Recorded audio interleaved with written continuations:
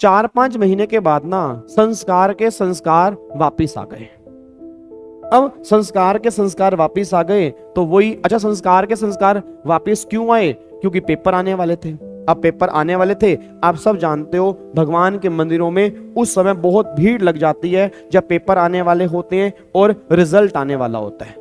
जब हम अपनी महफिल जमा रहे होते हैं, जब हम बहुत सारा कुछ सोच रहे होते हैं जो बेफजूल का होता है, उस टाइम हमें भगवान की याद नहीं आती। हमें भगवान की याद आती है पेपर से पहले, पेपर के एक दिन पहले तो हमारा बस चले, हम अपना माथा तिलक धारी कर ले, पूरे के पूरे तिलक लगाने, हे माता रानी, हे माता रानी, अब तेरा ही सहारा है माता रानी, माता रानी तू बहुत दयालु है माता रानी, सब पे कृपा करने वाली है, जय माता दी। ये तुम्हारा स्वरूप होता है एग्जाम से एक दिन पहले।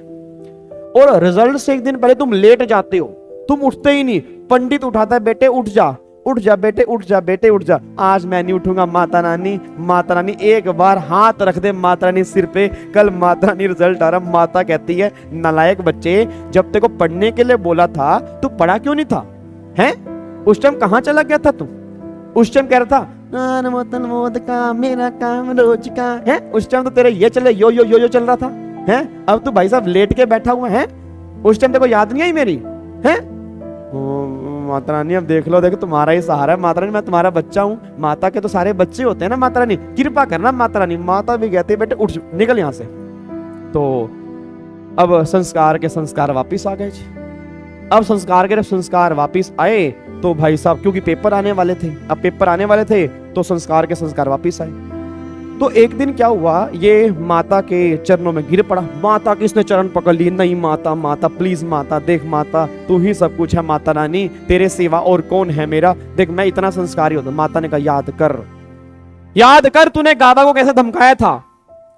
गाबा तेरे पास पैसे लेने के लिए आया था, तूने कहा था तेरे को पैसे दूं, तेरी गर्दन ना काट दूं। याद कर तूने वो कौन से कर्म किए हैं, वो कर्म फल तुझे भुगतने पड़ेंगे, कर्मों का फल मिलता है नालायक। और भाई साहब संस्कार कह रहा, oh my God Mata Rani, बात तो आप बिल्कुल सही कह रहे हो। अब संस्कार के दिल में एक विचार आया कि मैंने गलत किया गाबा सर के साथ। संस्कार दौड़ा दौड़ा मेरे पास आया। अब संस्कार जब दौड़ा दौड़ा मेरे पास आया तो संस्कार ने कहा सर सर सर बहुत बड़ी भूल हो गई सर। मैंने कहा ओए तुझे याद है मैंने तुझे कैसे घर दिया था, तू किस हालात के अंदर मेरे पास आया था और तूने मुझे कैसे धमकाया था, जा मैं तुझसे बात नहीं करता। उसने कहा सर देख लो, माता ने मुझे कहा है मैंने कर्म बहुत बुरे किए हैं, मेरे को फल बुरा ही मिलेगा, प्लीज आप मेरे से ये जो आपके पैसे मैंने नहीं दिए थे ना, ये मुझसे ले लो। अब एक बात मेरे को सोच के बताओ, मेरा पूरी क्लास से क्वेश्चन है, क्या ये मुझे अनरियलाइज रेंट की रिकवरी हो रही है नहीं हो रही? बताओ, क्या ये मुझे अनरियलाइज रेंट की रिकवरी हो रही है नहीं हो रही? जो रेंट मुझे रियलाइज नहीं हुआ था, क्या उसकी रिकवरी मुझे हो रही है नहीं हो रही? यस हो रही है। अब प्रॉब्लम ये निकल के आ रही है, जो अनरियलाइज रेंट की रिकवरी मुझे हो रही है उसका ट्रीटमेंट मैं क्या करूं? मेरा पूरी क्लास से क्वेश्चन है, अब जो ये मेरे को अनरियलाइज रेंट की रिकवरी हो रही है, क्या ये रेंट मुझे पहले रियलाइज हुआ था? नहीं हुआ था।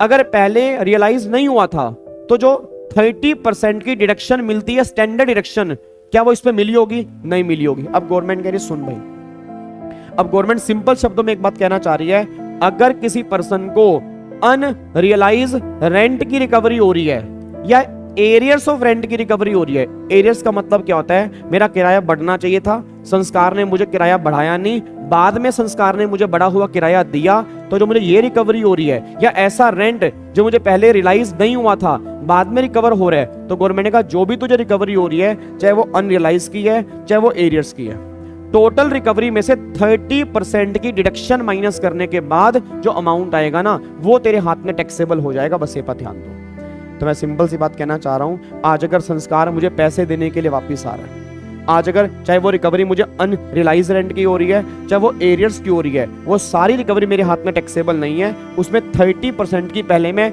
डिडक्शन माइनस करूंगा, उसके बाद वो रिकवरी टैक्सेबल होगी। बस ये बात ध्यान दो। क्या आपको मेरी बात समझ में आती है? क्या आपको मेरी बात समझ में आती है? पक्का पक्का ना, कोई दिक्कत तो नहीं है? तो इसको बोलते हैं रिकवरी ऑफ अनरियलाइज्ड रेंट और एरियर्स ऑफ रेंट। अच्छा, अब इसका दूसरा पॉइंट सुनो, अब क्या हुआ, संस्कार भाई साहब अपना फटाफट दौड़ा दौड़ा मेरे पास आया। अब संस्कार को माता ने गुस्सा किया, माता ने संस्कार को गुस्सा किया कि तूने ऐसे कर्म किए हैं, तो संस्कार दौड़ा दौड़ा आया।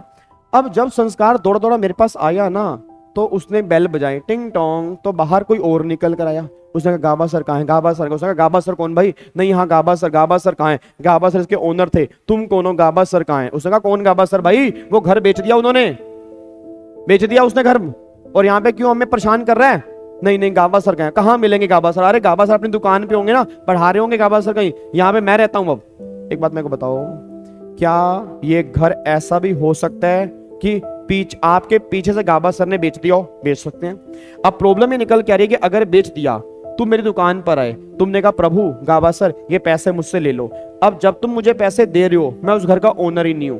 अब अगर मैं ओनर नहीं हूं, हाउस प्रॉपर्टी का चैप्टर ये बात कहता है कि रिकवरी ओनर के हाथ में, क्योंकि याद करो 22 में लिखा था ओनर के हाथ में टैक्सेबल होती है।